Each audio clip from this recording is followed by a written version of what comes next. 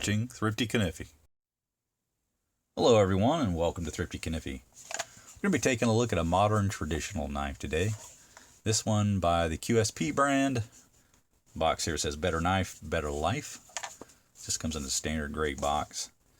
Hedgehog is the model we'll be looking at, and that is QS142-B. This one has a 14C28N blade with the Denim Micarta handle.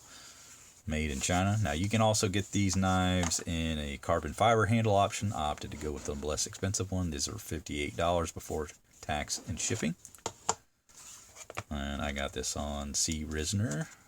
So go check out traditionalpocketknives.com if you want to have a closer look. This gives you a little ID card here. Gives you the model in again. It says QS142. Now this is the B option. And it gives you the specs. 14C28 blade, 2 7/8 inch in length there to the tang, and the handle option, or the handle, is 3 3/4 inches. It's got a lanyard hole, and its tallest length there is 7/8 or 22 millimeters. There again, you see this is Micarta or carbon fiber. And just gives you some data on the back for visiting their website, qspknives.com.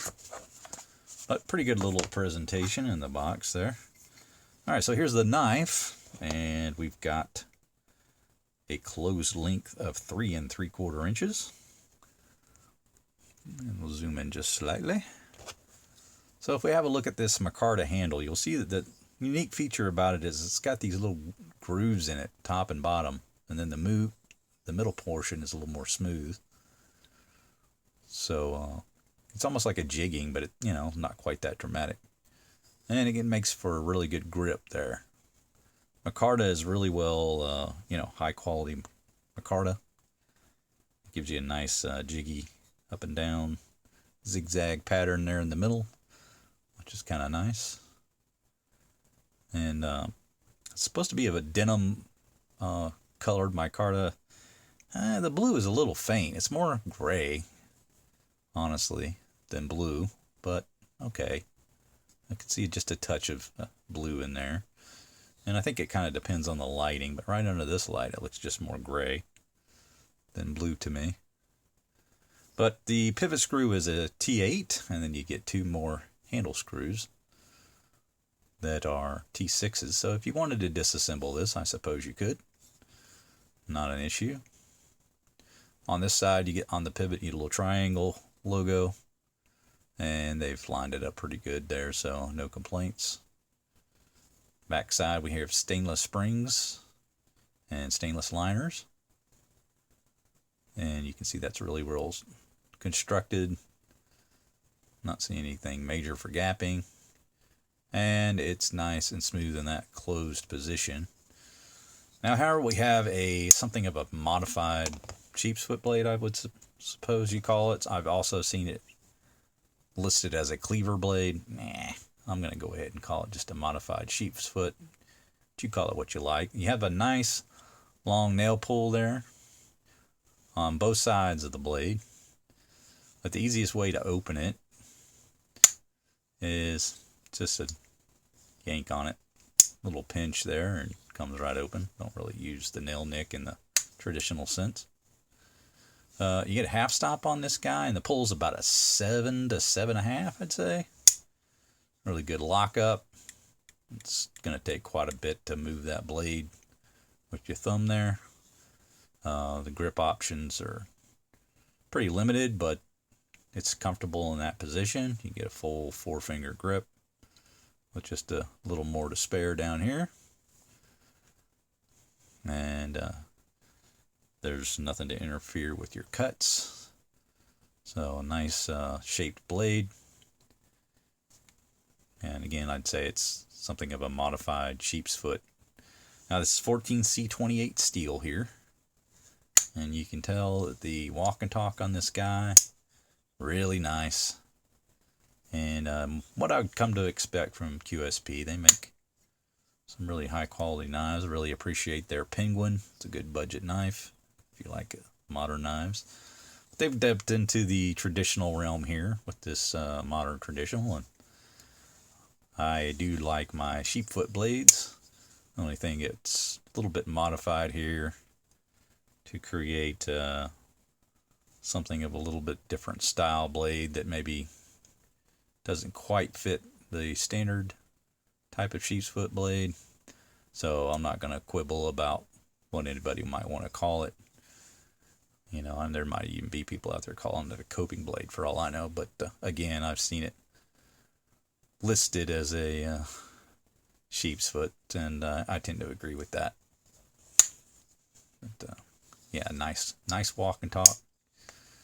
Very comfortable in the hand. There's no sharp edges on the interiors of the liners, and yeah, everything seems to be kind of smoothed over. It's smoothed in the open position and the half stop position, and in the closed position, the spring is flush on all three positions. But really good size for carry. I think this would definitely be a good pocket dropper. Maybe a little tall for some because of the extra height that you get with the way that the blade fits into the cavity there. But yeah, I think it will fit most men's pockets, no problem. 3 3/4 inch length. And it's definitely a utilitarian style blade. Almost like a rope knife, I suppose, if you wanted to try to attribute it to a traditional style pattern. Rope knife used for cutting line. You don't want to get in trouble with your officer and call it rope. But yeah, really nice shaped blade. You got a 3mm thickness here at the top, and then it's a hollow grind. I don't know if you can see how that shapes up here, but just about here you get the ramps up a little bit, and it's a very thin blade at the edge there, so I really think this will be a very good slicer because it's very shallow. You know, it's very thin behind the edge, and they don't provide just a tremendous amount of an edge on one side, and the other is not quite as even as you'd like to see. But I did find it to be very sharp. I just don't think it was ground evenly as you might like to see, and certainly not like that Canadian guy would like to see. But I make sure to include that into my review to accommodate and make everyone feel as though I am not incompetent.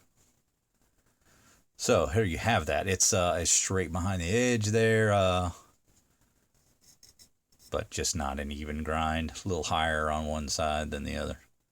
So yeah, definitely not 100% straight there. But still cuts really well. Happy with that. We can take a little cut test on this. You can see it got through that easy enough. So not a huge deal. Just needs to be evened out a little bit. But there you have it, guys. This is the QSP Hedgehog. Nice quality knife. Paying a little more for it than, you know, some of the knives I show on the channel. $58. But you're getting a really good quality steel, 14C28. Walk and talk is pretty magnificent. And when you consider what you might pay for, say, some other modern traditional brands, that's a pretty good value, $58.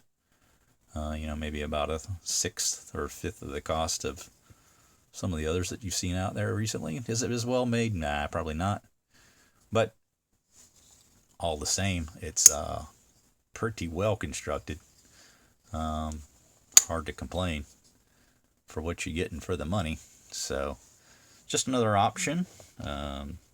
Not too far unlike a Apta knife. Some will probably opt for that instead, but QSP is, you know, putting out that 14C28N, which is a really nice blade steel. I really like 14C28, one of my favorite blade steels.